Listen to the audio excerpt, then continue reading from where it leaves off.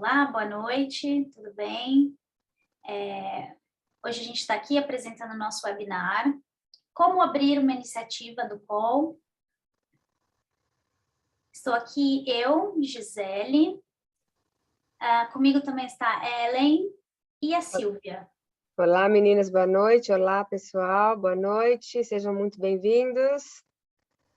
Olá, pessoal, boa noite. Também vou dizer o mesmo, muito bem-vindos a esse fantástico webinar que nós preparamos para vocês. Obrigada, meninas. Então, nós vamos começar contando um pouquinho para vocês. Como é que a gente começa, né? Que ela sempre pergunta, eu tenho uma vontade, como é que eu faço? Como é que as coisas vão funcionar? Então, a primeira coisa que a gente vai abrir aqui para falar para vocês, papel e caneta, a gente vai anotar todas as ideias que a gente tem, tá? Então, a gente começa dessa maneira. O ponto inicial disso tudo é, vamos anotar, vamos colocar a minha ideia, o que eu quero fazer, quando eu gostaria de fazer, né? Qual é o objetivo disso que eu tenho? Eu tenho pessoas que vão trabalhar comigo ou não? Então, assim, a verdadeiro brainstorm, né? A gente vai pensar em várias coisas e vamos anotando. Disso entra também algo que, assim, a gente recomenda muito, que é fazer um business plan. Então, eu já tenho uma ideia do que eu quero fazer, eu já tenho ideia do meu business, agora a gente vai colocar como esse plano de negócio, né? Então, assim, é muito importante porque ele tem diversas fases, né? Ellen, você fez um plano de negócios quando você pensou na sua iniciativa? Como foi? Bom, a gente aqui sabe o quanto é importante colocar num papel as ideias. Pode ser num papel, pode ser como a gente fez num telefonema de quem teve a ideia, né, para outra pessoa e falar, olha, estou pensando em fazer isso. O que a gente quer? Vamos abrir vai ser um after school club, vai ser um clube comunitário, vai ser um playgroup, né? Uma brincadeira, um grupo infantil, quero mesmo classes ou escolas. O que eu quero? O que eu quero? Qual é a minha ideia? Né? Então, a gente precisa colocar tudo no papel para começar a expandir. Como qualquer negócio, como qualquer empresa, tem que ter um plano de negócio. A gente precisa colocar, pensar um horário, o melhor horário que eu quero fazer, o que funciona para a gente, começar a fazer principalmente uma pesquisa de mercado. Primeira coisa, vamos fazer uma pesquisa de mercado.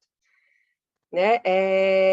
Então, nós precisamos saber qual a quantidade de brasileiros, portugueses ou falantes de portugueses que existem na região onde nós estamos. Começamos explorando, poderia ser grupos no Facebook, né? Poderia ser quantos amigos eu tenho, quantos amigos brasileiros, portugueses eu tenho aqui na cidade onde eu vivo, quantos contatos eu tenho. Conheço muitas famílias, conheço poucas famílias, com criança, sem criança. Começar a fazer uma certa análise. É difícil? Mas dá para fazer uma estimativa. Nem que seja longe da realidade, dá para a gente fazer uma boa estimativa e começar essa pesquisa. Por exemplo, a gente, né, lá na BCD, a gente colocou, existia um grupo de Facebook chamado Brasileiros e Portugueses em Woking, e que a gente sabia que só entravam brasileiros e portugueses, só entravam pessoas falantes de português.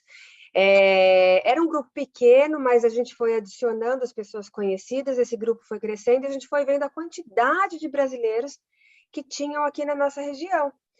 Então, a gente conseguiu enxergar mais ou menos e conseguiu ali focar para a gente colocar a nossa propaganda. Então, pensamos, onde nós vamos fazer nossa propaganda? Onde nós vamos... Então, vamos lá. Vamos ver nesse grupo quantos brasileiros tem, quantos portugueses tem. Então, começamos a fazer essa análise. Então, essa análise de mercado é muito importante para você ter uma ideia. E se tiver muito pouco brasileiro, na verdade, brasileiro e português tem bastante em todas as regiões da Inglaterra. Isso é fato, a gente sabe disso, mas claro que tem aquelas que têm mais, aquelas que têm menos, então a gente precisa ter uma ideia. Sem ter uma ideia, você não tem como saber se você vai ter um público ou não para a sua iniciativa, certo? Então, a gente pode também como está aparecendo aí na tela para vocês, são os contatos de amigos que nós temos, são as igrejas luso-brasileiras ou igrejas de pessoas que fazem missa em português, que a gente sabe que tem muitas aqui no Reino Unido, existem muitas igrejas, e nesses grupos a gente pode enxergar a quantidade também, e talvez seria um outro lugar para ter um apoio de fazer uma propaganda da sua iniciativa, de falar, olha, eu quero abrir, não quero, né? Eu quero fazer, essa é a minha ideia. E também escolas locais, por exemplo, na escola dos nossos filhos aqui em Woking, a gente sabe que tem 12 famílias brasileiras e 4 famílias portuguesas. Então, a gente sabe, tem uma ideia. Daí eu converso com a minha amiga, falo para uma colega que os filhos estudam em outra escola, você tem uma ideia de quantos brasileiros tem por lá? E ela vai me falando, e assim a gente vai conseguindo analisar e saber quantos falantes de português existem ali naquela área. Mais ou menos, né? Uma estimativa até longe da realidade, mas a gente consegue sim ter uma ideia de que se vai funcionar ou não para você abrir sua iniciativa. É isso mesmo, Ellen. Hoje em dia, os grupos de WhatsApp são algo que, né, mães brasileiras na cidade tal, né? Então, é WhatsApp, é Facebook, é Instagram. Tem, e aqui tem muito, assim, quando, por exemplo, a gente quer colocar um anúncio de professores, por exemplo, né? A gente vê e pesquisa no Facebook que tem grupo de brasileiros e portugueses em Surrey, grupo de brasileiros e portugueses em Birmingham, grupo de brasileiros e portugueses em Londres, grupo de brasileiros e portugueses do sul de Londres, tem muito, mas é muito mesmo. Reading, tem muitos lugares que a gente consegue enxergar. Se você colocar lá grupos brasileiros chove, entendeu? Então, é interessante ver se tem um na sua região, na sua área, para ver se vale a pena ter uma ideia, né? E, Ellen, conta pra gente mais ou menos como funciona essa nossa... a gente tem um pouquinho desse código de ética de localização. Pois Conta a gente tem aqui um código de ética no PoliOK, que a gente checa antes de abrir uma iniciativa, se tem alguma iniciativa muito próxima da gente, né? Porque, querendo ou não, existe uma concorrência, e essa concorrência não vai ser, vamos dizer, não agradável, mas não vai ter público para todo mundo. Então, se dependendo de onde está essa escola, se estiver muito perto, questão de 20 minutos, né, meia hora de carro que seja, ou de trem, tem que dar uma analisada e também ver se não tem nenhuma iniciativa muito próxima de você. Que daí, talvez a melhor ideia seja juntar forças, chegar, se aproximar, né, e estar junto, e talvez até fazer parte do projeto, fazer parte da iniciativa. Então, eu acho que isso é muito válido também, né, Gi? Não, exatamente. E, independente da cidade onde você está, né, e assim, claro, no meu caso eu estou em Londres, que é uma cidade que tem muita coisa, assim, mas mesmo assim a gente faz essa análise de mercado mesmo antes para saber, né, para não ter, não é nem por questão de concorrência, porque as iniciativas no Reino Unido, elas são bem unidas, como vocês podem ver, mas é uma questão mesmo de trabalho duplicado, né, não faz sentido. Então, a gente se divide dessa maneira. E, Ellen, conta um pouquinho pra gente aí, ó. Quando a gente já conhece, tá, a gente sabe que tem bastante brasileiro, entramos no Facebook, soubemos que tem escola que tem um monte de família de brasileiros, ou falantes de português, né, porque a gente conta aqui também pessoas que vêm de outros países que falam português.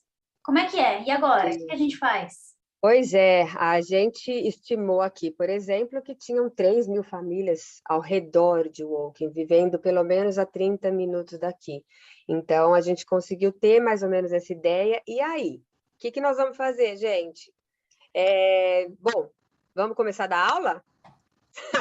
Não, a gente não vai começar já, Nunca né? tão simples Uau, assim, né? Estamos felizes aí. Não, a gente precisa entender o nosso público. A gente precisa saber quem é o nosso público e o que vai ser melhor para ele, o que vai ser melhor para eles, o que vai ser melhor para nós também.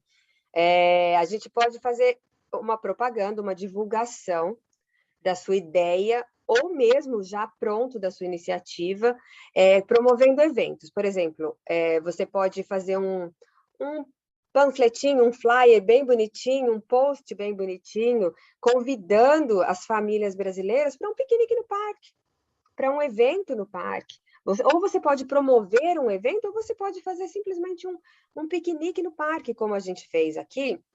Convidamos todas as famílias desse grupo que existia aqui de Facebook, fizemos um flyer bonitinho, né? Eu e a minha sócia Karina, e na época a Alexandra, lá a gente fez uma reunião no parque e tivemos uma grande... veio muita gente, muitas famílias mesmo, e muitas estavam interessadas em passar e transmitir o português como língua de herança para os filhos. Então, todos adoraram a ideia, e assim a gente fez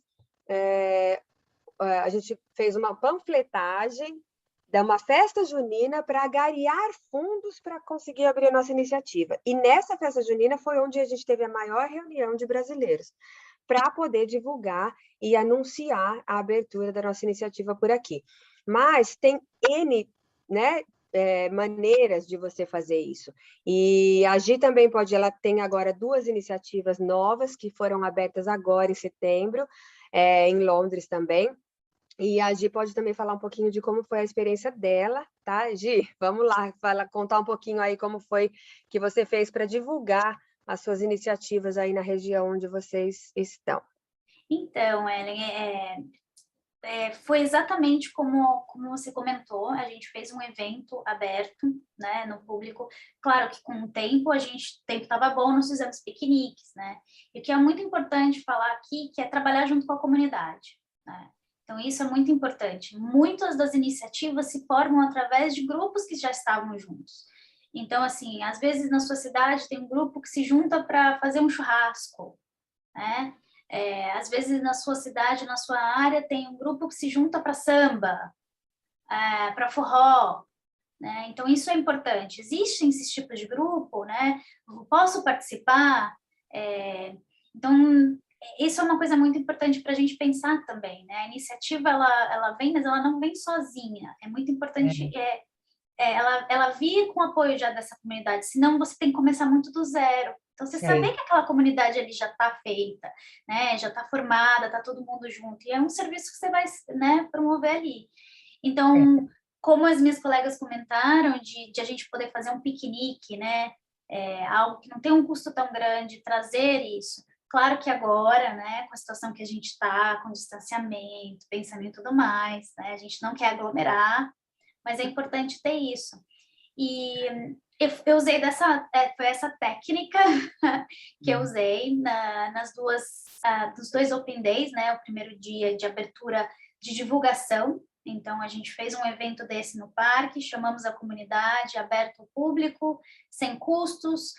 Um evento a gente trouxe pessoas que já trabalhavam na comunidade local, para também divulgar o trabalho deles. Então, a gente juntou, foi uma parceria, né? A gente juntou outras pessoas que trabalhavam na área, que gostariam de divulgar o trabalho deles, junto com o nosso, e fizemos um evento todos juntos, né? Então, isso é algo que é muito interessante. E aí, durante esse evento, você já faz a enquete, né?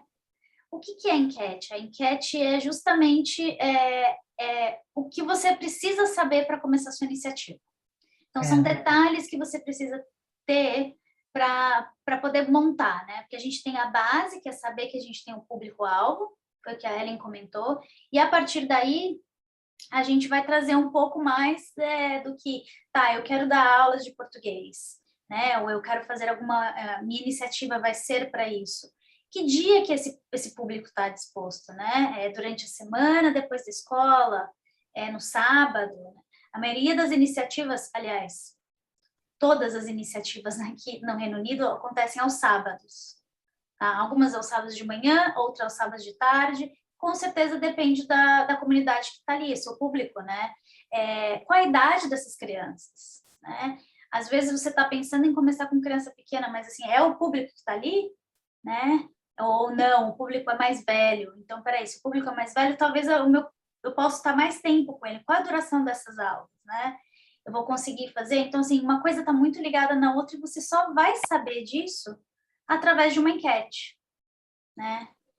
E o próximo passo que eu queria falar com vocês é assim, a gente precisa muito pensar na quantidade de crianças envolvidas. Então, assim, eu tenho um grupo pequeno, eu fiz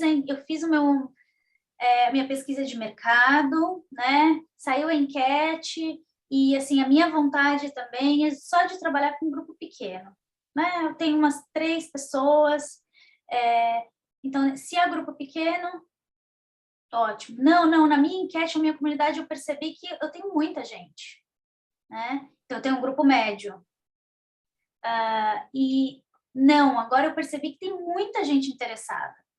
Então, eu tenho esse grupo grande, né? Então, é importante você saber isso. Por que que é importante você saber? Porque é a partir disso que você vai saber se você vai precisar de ajuda ou não, né? É a partir daí que você vai saber se você vai precisar de professores, né?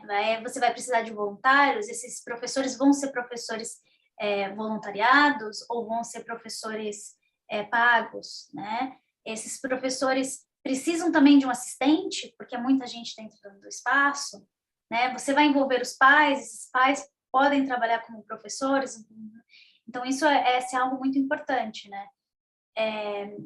Até mesmo porque, por exemplo, a Silvia vai contar um pouquinho agora do caso dela, que ela abriu uma iniciativa, ela não era professora, ela não era da área da educação. Conta pra gente, Silvia, como foi? Pois é, eu comecei como uma mãe, que eu acredito que muitas, né, possivelmente tenham essa ideia de pensar, puxa vida, eu quero muito que os meus filhos tenham essa oportunidade de participar de fazer parte de uma iniciativa no qual eu sei que vai me ajudar muito, e eu fui essa mãe que estava procurando um espaço, né, procurando alguém que já havia iniciado, e eu me juntei a elas. E como mãe, eu vi a necessidade depois de me aliar, de fazer essa parceria, de começar essa iniciativa realmente de uma maneira bem mais estruturada. Então, eu entrei como mãe, não foi como professora, e foi quando eu notei que, assim, a parte, né, meninas, de administrar a escola também é tão importante quanto quem está dando aula. Então, ter essa pessoa responsável para estar por trás, né, no background ali, ajudando em toda a parte administrativa, era extremamente importante. Então, meu papel foi ficar na parte administrativa e aí pegar as pessoas da área de educação, que realmente já conheciam, já são professoras, ou até voluntários que queriam ajudar, assistente, foi aí que eu me juntei a elas, mas realmente não foi como professora. Então, existem os 2 lados da moeda aí, gente. Exatamente, Silvia, é bom a gente saber disso. Até ia fazer uma pergunta para vocês aqui, se vocês puderem responder no chat. Vocês estão pensando em abrir uma iniciativa? Vocês são professores? São pais que gostariam de iniciar isso? Ou são pais professores? Ou vocês estão só na questão administrativa? É interessante a gente, se vocês puderem colocar aqui e contar um pouquinho para a gente, que a gente pode talvez tirar algumas dúvidas ou aprofundar um pouquinho mais. Tá. Tô vendo. O professor. Interessante. Olha lá, já tem uma...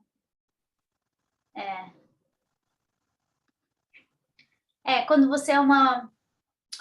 também, ó, mãe professora, só para administrar.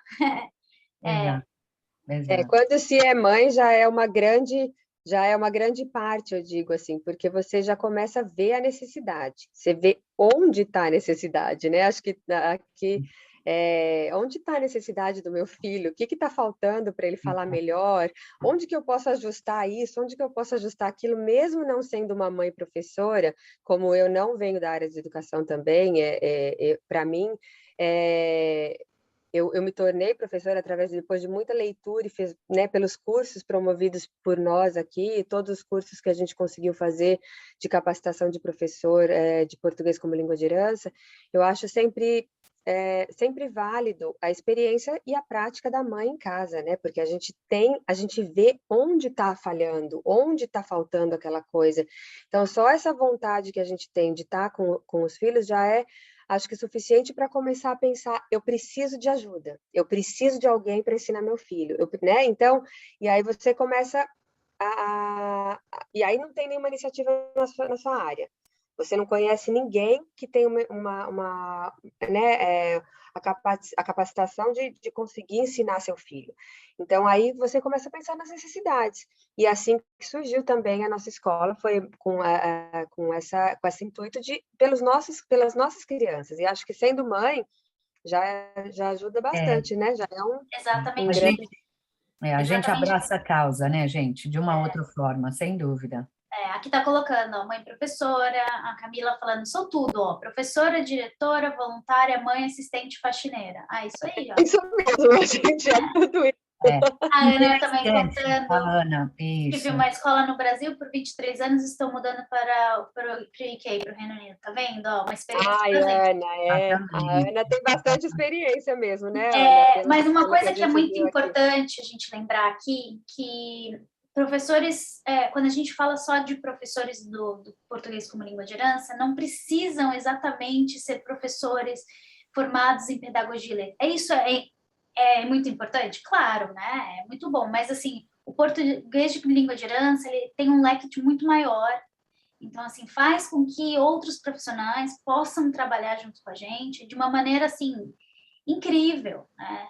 A gente que está aqui com iniciativas com professores, a gente sabe que tem professores que foram psicólogos, né? Formação de psicologia, advogados, gente de música, gente de dança, pessoas da área de humanas, exatas. Então, assim, e essa vivência que eles tiveram com a língua, né? E essa vinda para cá, para o Reino Unido, fazem com que você já tenha um pouco desse conhecimento com bilinguismo. E o próprio Paul UK, ele promove muitos cursos de capacitação para esses professores.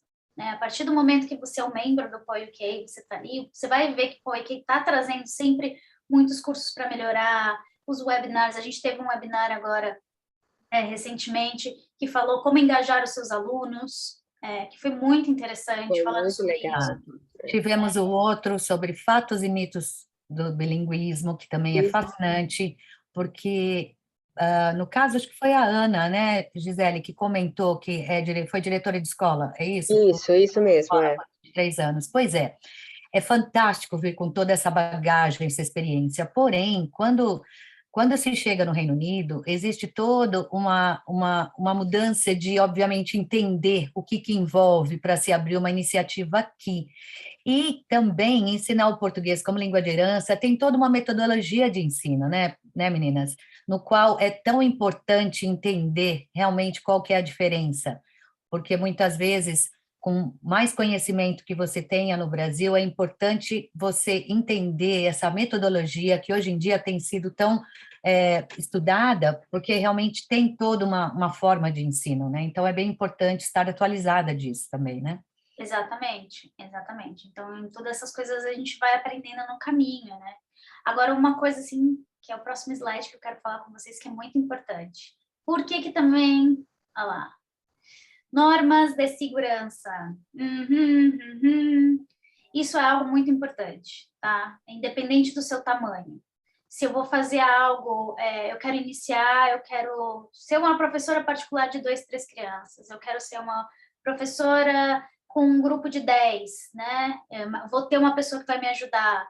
Eu vou ter uma equipe comigo. Então, mas é muito importante você tomar cuidado com as suas normas de segurança. Como isso funciona? A gente colocou aqui, né, essa proporção.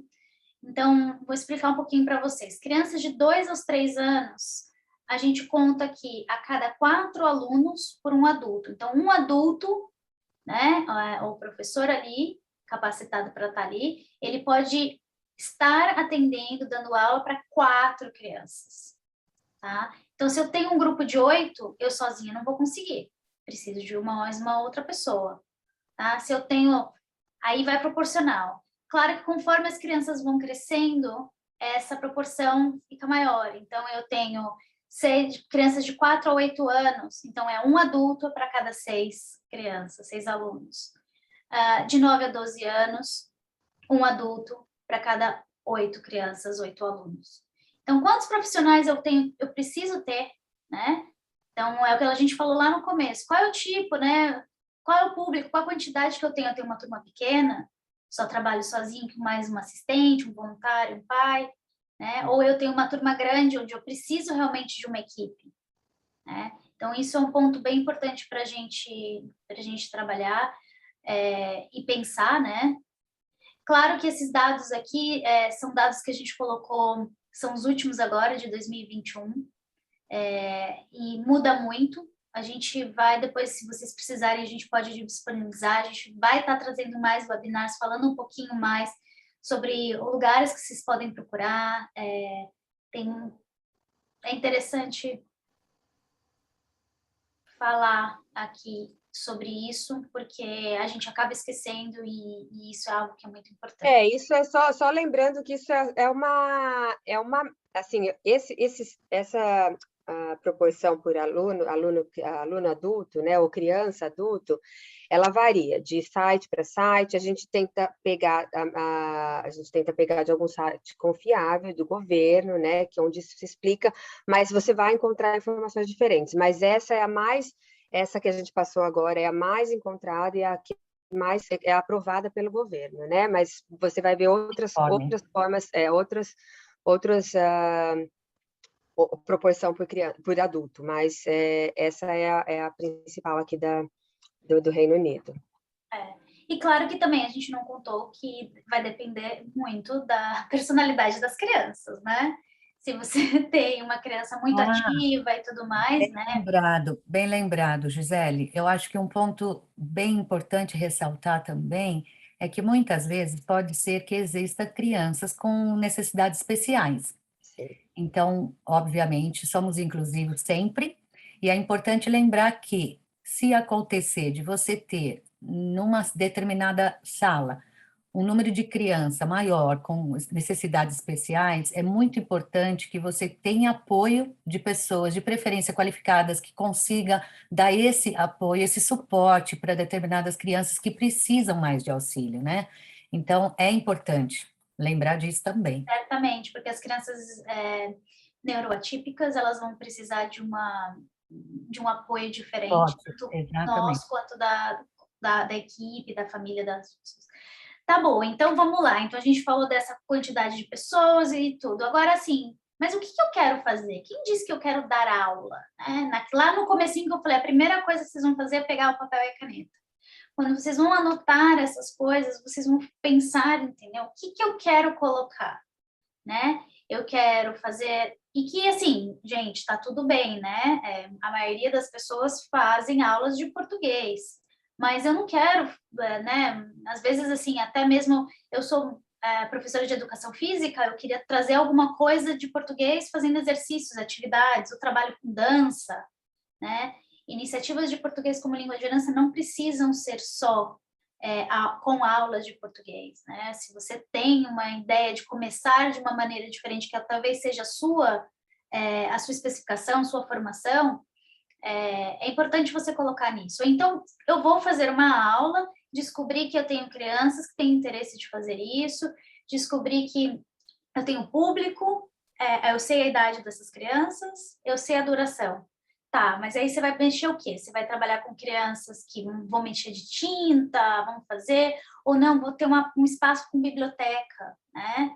Então, eu quero leitura, quero tudo mais, quero trabalhar com drama, exercício, então, ou vou fazer escrita, então preciso de mesas, né, cadeira. Então, tudo isso é muito importante para você saber qual é a proposta que você vai trazer, né? E a partir do momento que você trouxer essa proposta, você precisa pensar em alguns pontos principais, né? Então, assim, é o ponto, eu tenho esse profissional, né? Eu sou este profissional, eu tenho esse profissional para trabalhar comigo. Quem são esses profissionais aqui, né, na minha área? Qual o material que eu vou precisar? Né? A gente vê muitas vezes a gente querendo fazer projetos e querer fazer um monte de coisa, que é muito difícil, às vezes, a gente conseguir material aqui que vão, né, falar sobre o Brasil e tudo mais. E a gente acaba aquela coisa frustrada, que é um trabalho imenso de horas e horas para apresentar em uma aula. Revista em português, gente, isso é uma raridade, porque assim, eu trazia algumas Cláudias do Brasil, ou revista Veja, algumas vezes que eu pegava da casa da minha mãe e trazia para casa, e daí eu falava, nossa, eu vou usar essa revista em aula para recortar a palavra com a mão, né, achar a palavra com aquela letra, assim, é um recurso até escasso, vamos dizer assim, né, o que a gente fazia muito em escola, que é recortar palavrinhas em português ou letrinhas, né, que seja, né, na revista, é muito difícil. Então, por aí, o material, às vezes, não é tão acessível assim, o material, né? Uma ideia sempre muito valiosa é, obviamente, essa parceria que você vem a fazer com os pais. Muitas vezes tem muitas pessoas que têm livros em casa, infantil, gibis, próprias revistas, começar a arrecadar das pessoas que você já conhece ou que tenham interesse de participar da iniciativa, que elas façam doação de materiais que você possa vir a usar. Isso é muito importante. Nós recebemos muitas doações até hoje, muitas. Nós também, porque eles crescem, né? As crianças vão crescendo, e Exatamente. aí aqueles livros que ficaram já ultrapassados para a idade, eles vão passando esses livros, e a gente também recebe muitas doações, e isso é muito legal. Significa realmente trabalhar em comunidade, né? E ter, os pais falam, nossa, tenho tal livro, você quer? E aí, né, faz a doação, isso é muito, muito legal mesmo, bem lembrado, Silvia. Exatamente isso. E aí, principalmente para quem já é professor, porque eu vi aqui que tem muitos professores já, né? Professoras que querem. Então, assim, a gente está acostumado com essa coisa no Brasil, de que é fácil, né, de ter esse acesso, ou no jornal e tudo mais. Então, aqui não é bem assim, né? As coisas são um pouco mais complicadas porque a gente não tem acesso ao material na nossa língua, que é a língua que a gente vai trabalhar ali. Outra coisa que é importante é o espaço, né? Eu tenho espaço para fazer esse projeto. Nós temos estações bem definidas aqui, né? Então, assim, eu não posso estar sempre num ar aberto, né? Eu preciso ter um espaço adequado. Qual a duração que eu vou fazer, né? Já pensei nisso, eu vou fazer um projeto, eu não preciso fazer um projeto que vá sempre, todo ano, né? Como muitas das escolas. Talvez eu possa fazer algo, olha, a gente vai fazer uma ideia de 2 meses, né? E aí ver se funciona. Ou então vamos ficar 6 meses aqui. Então é importante você saber, você trazer essa proposta, né? Essas ideias com você. A partir do momento que você tem tudo isso gravado, a gente pergunta, tá, e qual é o espaço que eu posso fazer? Onde as pessoas usam, né? Essa é a Funciona, pergunta mais interessante, né, menina? para onde eu vou? É exatamente isso. Para onde eu vou, como que é e como que... Então, assim, Silvia, conta um pouquinho para a gente. Eu acho que 100%, vou dizer 99%, porque eu não tenho certeza de uma pessoa, mas a maioria das pessoas começam em halls de igreja ou casas, né? Pois é. Espaços assim. E a Pois partir daí a gente vai crescendo e aí você pode chegar a estar numa escola, né? Mas conta um pouquinho da experiência, Silvia. Então, a minha experiência foi que quando eu conheci esse pequeno grupo de mães que estavam decididas, determinadas, que os filhos iriam falar português, iam aprender a ler, escrever, aí veio o problema do espaço. Porém, nós sabemos que, principalmente aqui no Reino Unido, né meninas, se você realmente procurar, você vai achar um local, muitas vezes, que está querendo ajudar com iniciativas desse tipo. Então, assim, no nosso caso, geralmente igreja acaba sendo um acesso mais fácil, muitas vezes não tem custo, ou às vezes tem um custo mínimo. Então, a gente geralmente começa, você tem às vezes um grupo pequeno, no qual você pode fazer num espaço único, numa sala única, né, no qual dá para começar. Então, foi bem o nosso caso.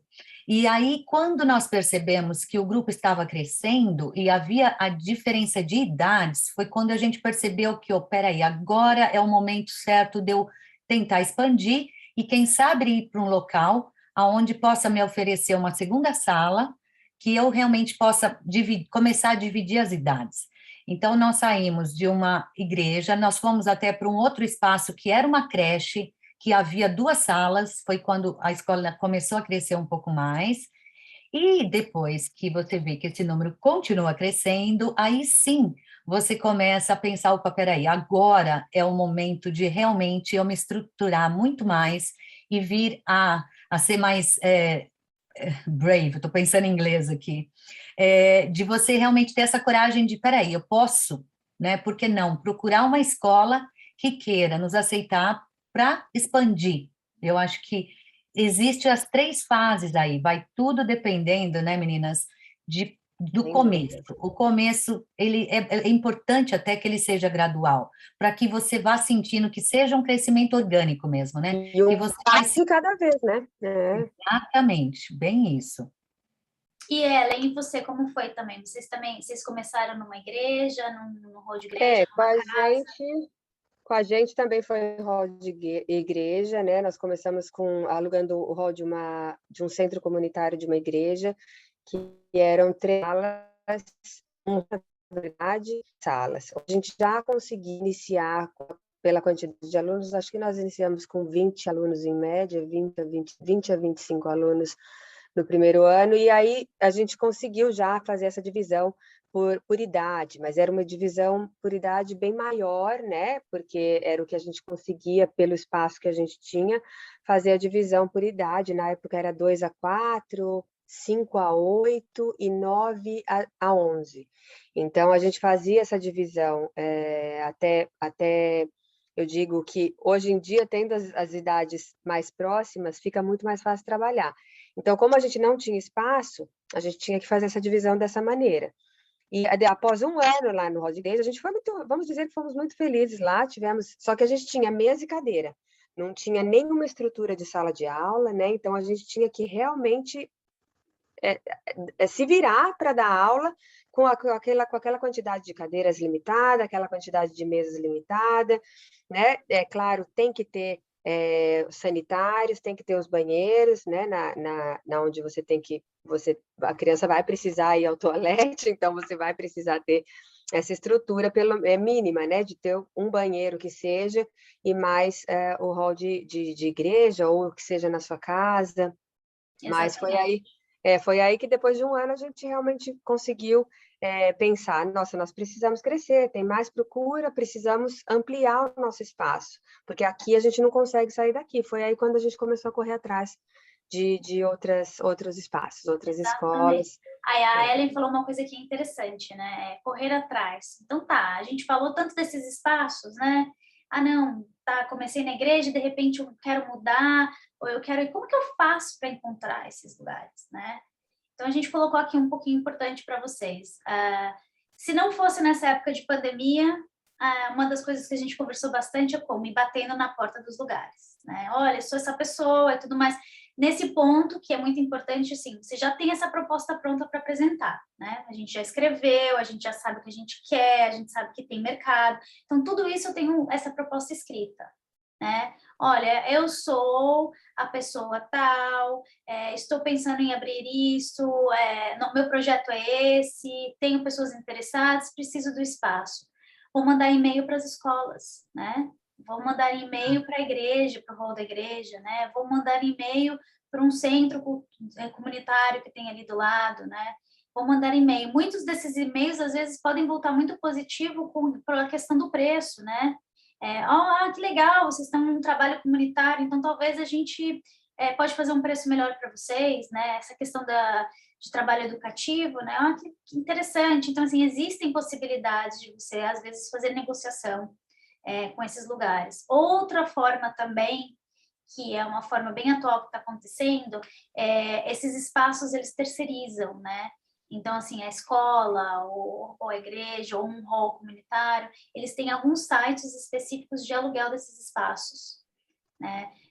Tem o School Space, School Share, né? Community Share, então são lugares onde eles colocam ali todas as áreas que estão disponíveis e você pode entrar, né? Ser um membro dali e alugar para esses lugares.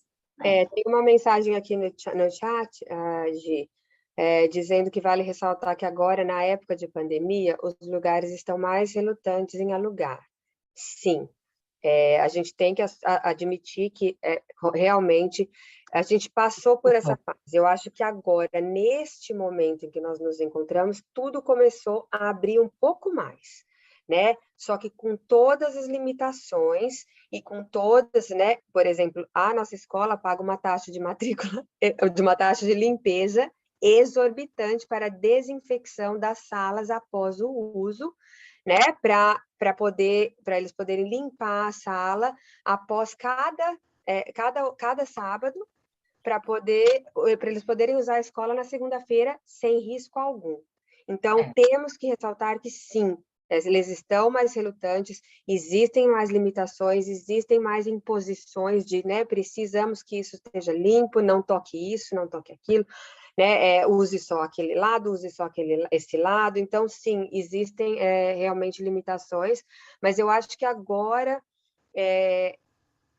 eles voltaram a precisar dessa contribuição financeira, eles voltaram né, porque passaram tanto tempo fechados para aluguel, para aluguel de terceiros, que agora, no momento, eu acredito que eles estão voltando mais e mais a aceitar aluguéis, né? Eu acho que passou também a existir uma conscientização, depois, obviamente, de tanto tempo de lockdown, a pandemia e tudo mais, da necessidade de eles aceitar, dos espaços virem aceitar e começar a dar apoio para essas comunidades que tem muita gente precisando estar fora, fazendo atividades. Então, eles querem realmente poder, eles têm essa consciência de quanto hoje as crianças, pais em geral, estão precisando de um tempo fora de casa.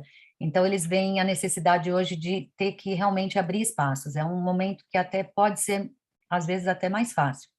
Mas foi muito bem lembrado, Camélia, foi bem lembrado. E, assim, é uma dificuldade que eu, particularmente, com a abertura dessas novas iniciativas, tive muito problema, né? Eu tive muita dificuldade de entrar na escola para ver, porque é o que a gente falou, eu precisava saber o tamanho de uma sala, né? Às vezes as fotos você não consegue ver. Então eu queria entrar, eu queria ver o tamanho das cadeiras, eu queria ver as mesas, eu queria ver o tamanho da janela. E quando você aluga uma escola, tem muita coisa dentro da sala de aula que você não pode mexer, né? Então, assim, é importante você estar dentro da sala para olhar. E isso me dificultou muito escolher a escola, porque eu não podia estar, né? Não podia entrar ali. O máximo que eles fizeram foi me mandar fotos e vídeos. Então, assim, deixou muito mais difícil. Né? Mas é uma grande diferença, né, meninas? A gente sair de um centro comunitário, assim, oco, vazio. Tudo bem que a gente se virava até para conseguir fazer um ambiente escolar ali, mas de estar numa escola hoje em dia, com toda a estrutura de uma escola mesmo, né? Então, mas o que vale é começar, gente. Depois correr atrás aí de tudo isso, né? E assim, eu acredito que todas as opções têm seu lado positivo e seu lado negativo. Super, né? super. Porque no meu caso agora que eu tenho essa opção de comparar, eu vejo que o fato de estar num hall maior, que não é dentro de escola, faz com que eu tenha uma disposição melhor do que eu quero fazer. Então, as professoras são mais livres para usar o espaço, porque eu não tenho que mexer cadeira, eu ponho a quantidade de cadeira que eu quero, eu tiro o que eu quero.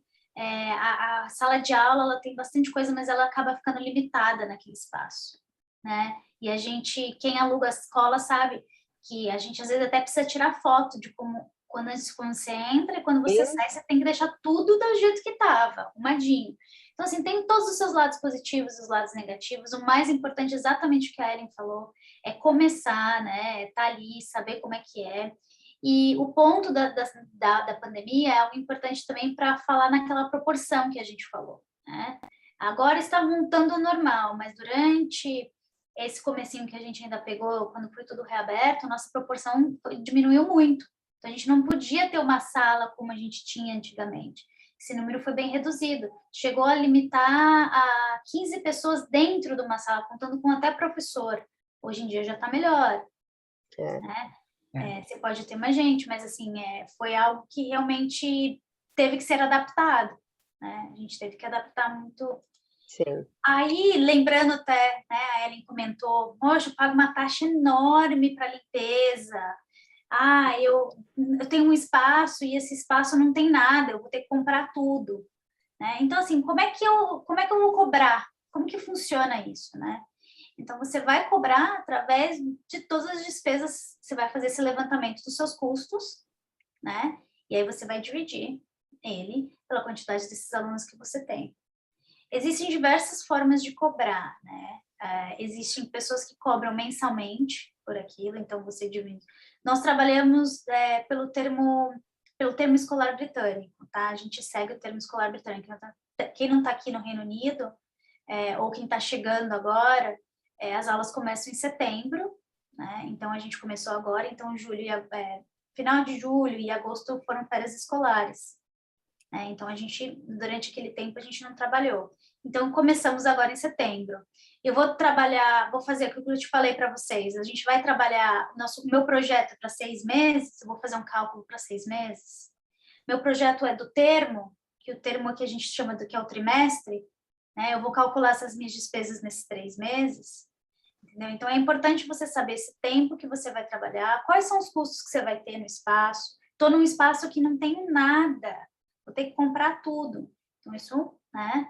A questão dos livros que a gente falou antes, né? O material e tudo mais. Se eu conseguir arrecadar alguma coisa, se eu conseguir fazer essas festas onde eu consigo arrecadar alguma coisa para começar, para ter, né? Então, faz com que o valor que você vai repassar para os pais seja bem menor. Então, assim, é uma parte para parar, né, analisar, voltar naquele papelzinho que a gente anotou lá no começo, voltar para o business plan, né, e analisar muito bem isso.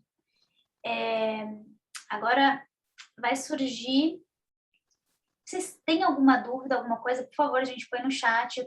Tem algumas pessoas que estão me mandando mensagem privada. A gente vai responder algumas perguntas aqui, tá bom?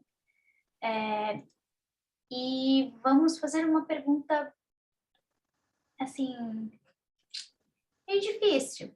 É a parte chata ou é a parte legal essa, gente? É a parte importante, eu acho. Exatamente, é a parte mais importante, né? Vamos dizer que uma das mais importantes.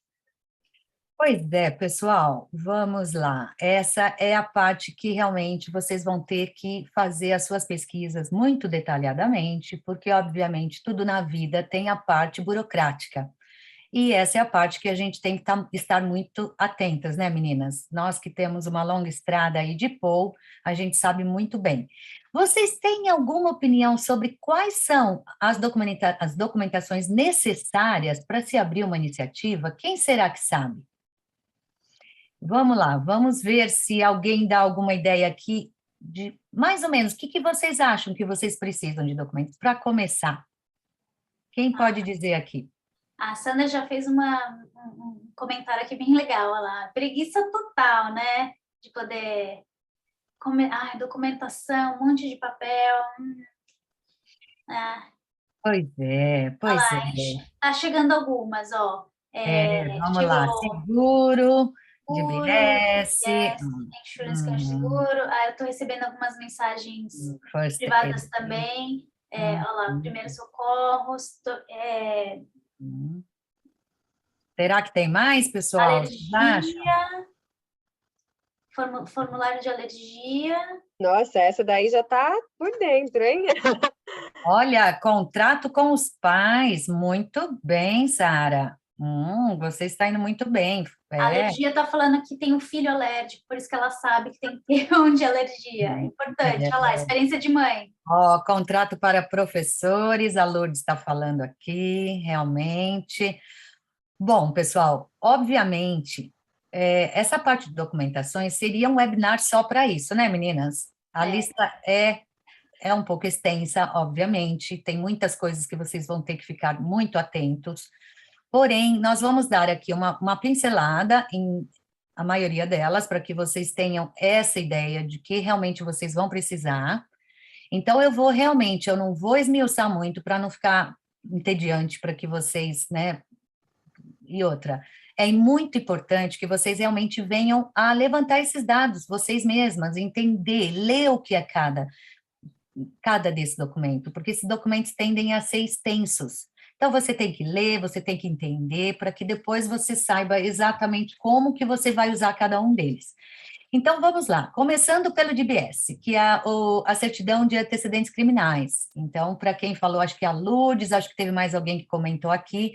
Realmente, pessoal, quando se trabalha com criança, é essencial que a gente tenha esse cuidado de saber que essas pessoas, obviamente, têm uma ficha limpa, digamos assim, né? Ou seja, não há Credibilidade, né? credibilidade, seja uma pessoa idônea, de caráter, né, sem nenhum tipo de problemas. Então, é importante. O DBS é essencial que as professoras assistentes e voluntárias tenham, né, que é a certidão de antecedentes criminais no Brasil, inclusive, tem até, se é uma pessoa recém-chegada do Brasil, eu acho que é o caso da, A quem que é a A Ana vai chegar, né? A Ana Isso, chega da dia Ana. 2. É. Nós, aqui, é permitido que você tire até, assim, uma pessoa que, obviamente, recém chegou no Reino Unido, ela pode vir até a tirar da Polícia Federal e trazer esse certificado. Ela pode pedir, na realidade, online,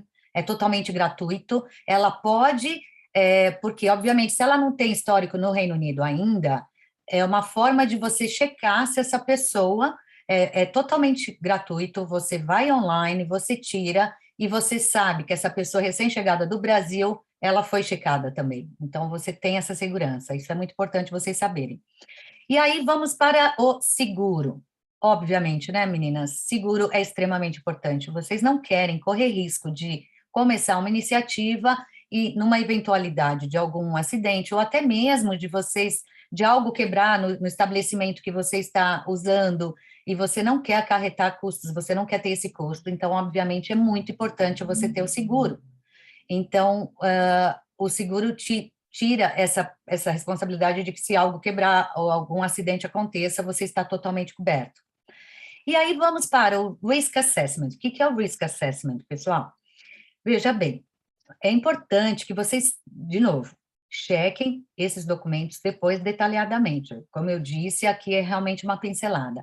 Você tem que ter uma lista, pessoal. Quando você chega no estabelecimento no qual você quer iniciar, você quer começar a sua iniciativa, todas as vezes que você chegar, você tem que ter certeza se as suas crianças não estão em risco de nada. Obviamente, um chão pode ter um carpete que esteja solto, uma cadeira quebrada, então você tem que, obviamente, checar tudo para que você tenha certeza que o ambiente está seguro o suficiente para você não ter nenhuma dor de cabeça. Então, é um checklist que você faz quando você chega na sua escola e tem certeza de que está tudo ok. Isso é extremamente importante. E agora vamos ao Safeguarding Child Protection Policy. Bom, o que é o Safeguarding? Extremamente importante, obviamente, também. Por quê? Porque no safeguarding é quando você, inclusive, checando com o Departamento de Educação aqui, cada escola faz o seu próprio safeguarding, no qual ele deixa muito claro, você especifica muito bem que que as crianças que estão aos seus cuidados estão totalmente protegidas de qualquer tipo de discriminação, obviamente, de que ela vai estar sendo bem cuidada, de que ela tem total proteção no local que ela não está correndo risco nenhum. Então, vocês têm que ter, é um documento meio extenso, no qual vocês vão ter que realmente fazer um levantamento e checar exatamente tudo que você tem que ter ali, para que os pais saibam que você é uma iniciativa que leva a sério a toda a segurança das crianças que estão nesse local, tá? Aí, vamos agora para Incident Log. Pois é, conhecemos como que é criança, né, pessoal?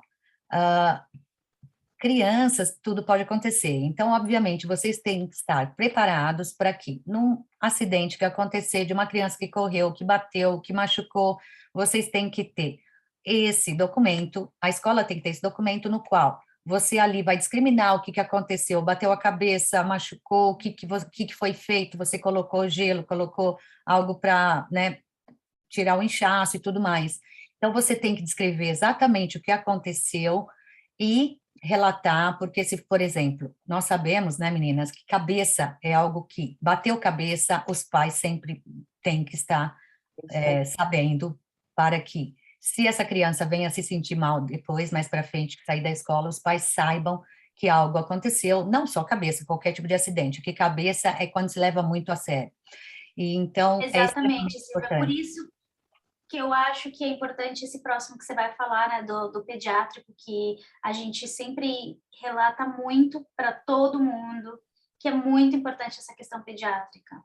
Exatamente. Então, por que que fala Pediatric First Aid? Existe o de primeiros socorros, que obviamente é extremamente abrangente. Então, nós focamos no pediátrico para que você tenha esse conhecimento. É um curso de um dia e com algumas informações que você tem que ler. É um curso que geralmente tem que ser presencial. Um No curso qual, longo, né? Das 9 às 4, geralmente eles fazem. E é um dia exato. cheio mesmo, né? Extremamente importante. Não significa, dependendo do tamanho dessa iniciativa, pelo menos uma, duas, três pessoas tenha que ter esse certificado, porque, obviamente, pode salvar uma vida, né, pessoal? Então, eu acho que vocês têm que ter toda essa noção de o que fazer no momento de emergência, antes, prestar os primeiros socorros antes de chamar uma ambulância. Antes, não, enquanto alguém estiver chamando uma ambulância, não é que você vai estar se sentindo responsável de estar ali, não. Enquanto você está ali, alguém estaria chamando uma ambulância se chegar a ser uma eventualidade maior, né? Mas esses primeiros socorros, todo mundo deve saber como fazer. O e-safety e o GDPR, que são basicamente a mesma coisa, é essa parte de segurança eletrônica, ou seja, vocês não podem, obviamente, divulgar nenhum dados pessoais das suas crianças, tudo tem que ser mantido em extremo sigilo. Toda e qualquer informação que você tenha dessas crianças, você não pode que ninguém tenha acesso. É extremamente importante que os pais entendam que eles vão estar protegidos. Qualquer informação que seja enviada, de e-mails, de informações sobre os filhos, tem que existir esse procedimento da escola. Tem o Miss Child Form. O Missing Child Form é, obviamente, como o nome diz, numa eventualidade de uma criança, né, Sumir. sumir, que a gente odeia falar essa palavra que realmente não deve acontecer. A gente ri, mas imagina o desespero Saber, que acontece, né? saber Tem esse que voltar. procedimento, exatamente. Ou fica para trás, né? Que seja. Não, Exatamente. E dentro também do e-safety, que também o e-safety o eSafety tem o GDPR, que também entra, que é um formulário à parte, que é o de vídeo e fotos, autorizações de fotografias. Obviamente, tem pais que não querem que os seus filhos saiam em redes sociais, então, obviamente, você não pode publicar nenhuma foto dessa criança, se os pais não autorizaram. Você tem que saber lidar com todo esse tipo de situações, não realmente divulgar nenhum vídeo sem autorização dos pais. Dentro de safeguarding ou de risk assessment, também entra essa parte de, se nós temos alguma criança com alergia, pessoal, extremamente importante, vocês têm que saber se existe alguma criança com algum tipo de alergia ou algum tipo de problema de saúde. Pode ser asma. Então, o que essas crianças vão requerer caso elas tenham um problema de saúde? No caso da EpiPen, é aquela injeção que você... Não, a injeção que a gente fala é uma... É uma caneta de adrenalina. É uma caneta, isso, uma caneta de adrenalina, exatamente, que dá na perna da criança, que obviamente você tem que ter um treinamento para saber fazer isso, e se for o caso de você vir a ter, eu tenho um caso na minha escola, então a maioria das minhas professoras fizeram esse treinamento, é bem importante, e o inhaler no caso de uma criança ser asmática. É importante que vocês saibam usar também, que isso geralmente está dentro do First Aid. Agora, vamos lá. Documentos importantes envolvendo os pais. Vamos lá. Obviamente, se você vai começar uma iniciativa, é extremamente importante que você tenha um agreement entre os pais e a escola. Ali é onde, obviamente, você vai colocar o valor, você vai colocar o número de horas que você oferece, os pais têm que saber é o preço que você vai cobrar, e, bom, aí vem toda a informação sobre a escola. O código de conduta, que obviamente é o que é a parte de segurança, novamente, que você sabe, você tem que passar essa segurança para os pais, do que não só para os pais, obviamente, aqui vai incluir, nós vamos ter um outro que vai falar só sobre professores e funcionários e voluntários, mas assim, no caso dos pais, eles obviamente têm que saber que a sua escola, o que é permitido, o que não é permitido, tem que estar muito claro para todos, tanto para os pais como para os funcionários e os voluntários. Nenhuma criança desrespeita ninguém, nós não aceitamos bullying, tem todo esse documento é um pouco extenso também, vocês têm que ter esse conhecimento.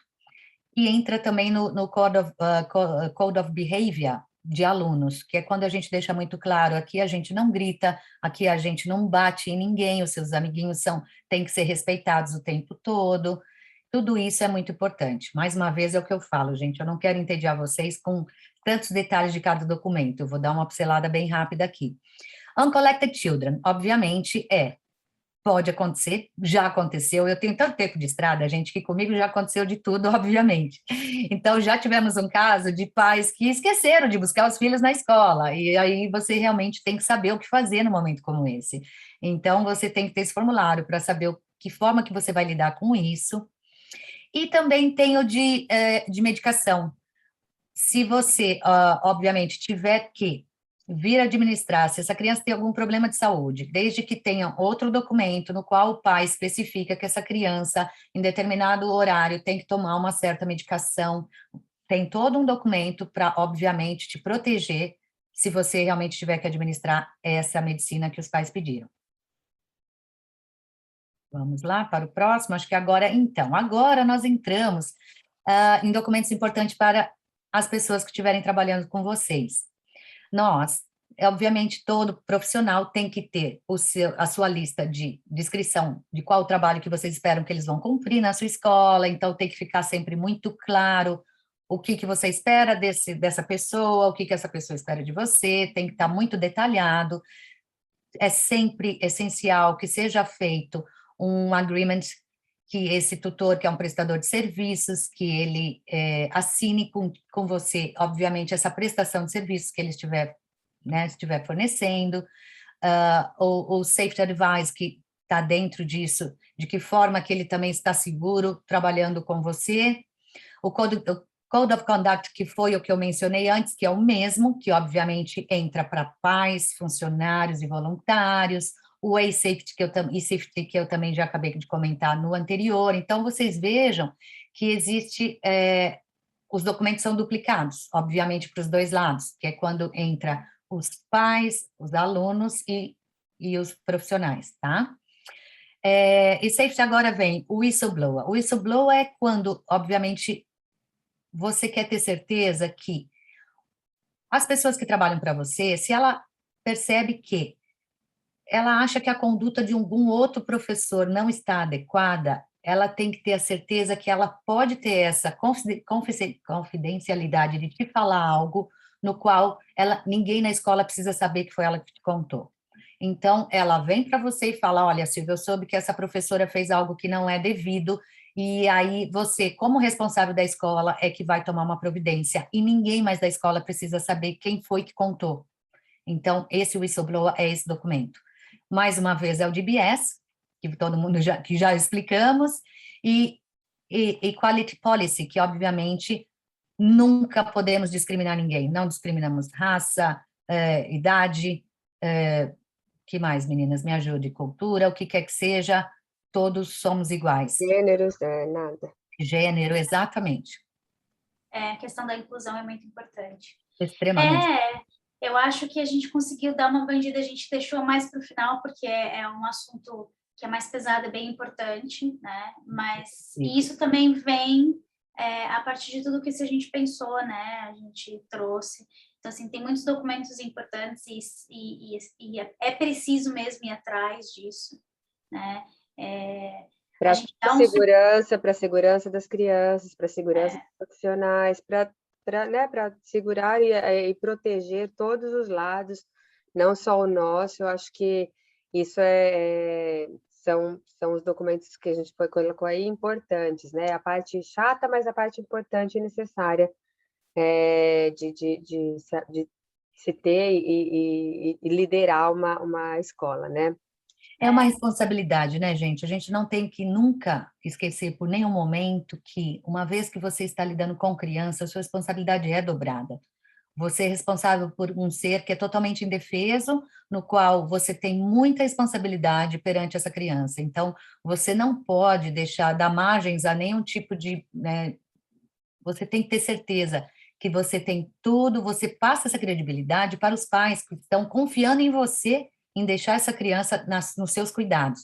Então, todos esses documentos são extremamente importantes que vocês façam as suas pesquisas e tenho certeza que vocês têm todos eles até mesmo antes de começar. Agora a gente termina por aqui. A gente queria agradecer a todos a presença, de participar. É claro que esse webinar foi para trazer um pouquinho para vocês, para abrir para quem está chegando, para quem está com uma ideia e quer ver como funciona, né? É muita coisa a mais, né? É muita informação realmente. Agora a gente vai parar a nossa gravação, a gente vai continuar com as dúvidas, se alguém tiver, podem abrir as câmeras que a gente vai parar. Mas queríamos muito agradecer a todos, e qualquer dúvida, né? Vamos abrir agora, fiquem à vontade. Estamos aqui, exatamente. Vamos deixar claro que qualquer outra dúvida, de novo, voltando à parte de documentação, pode ser que realmente venha surgir muitas dúvidas, né, meninas? E a gente realmente vai ver de que forma que a gente pode ajudar vocês. Talvez com o segundo webinar, né? Dependendo das dúvidas que chegarem, das questões que chegarem para a gente pode realizar um